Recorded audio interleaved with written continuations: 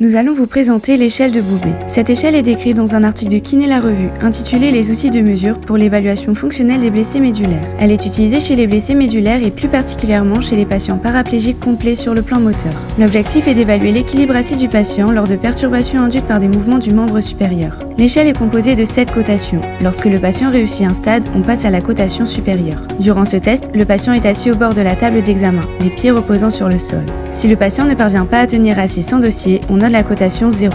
S'il est capable de se tenir sans dossier, les mains sur les genoux et les déplace sur ses crêtes iliaques, il valide la cotation 1. Lors de la cotation 2, le patient place ses bras en abduction à 90 degrés et fléchit alternativement les avant-bras en portant les mains sur le moignon de l'épaule.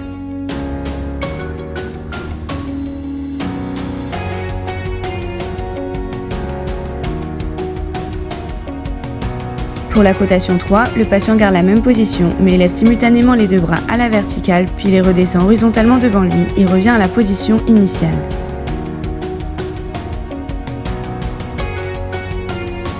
En cotation 4, le patient maintient la même position de départ, porte les bras en avant à l'horizontale, puis les porte à la verticale et redescend à la position initiale.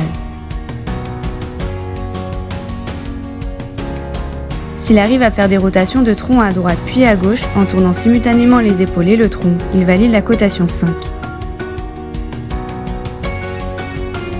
La cotation 6 est la même que la 5, mais les bras sont à la verticale.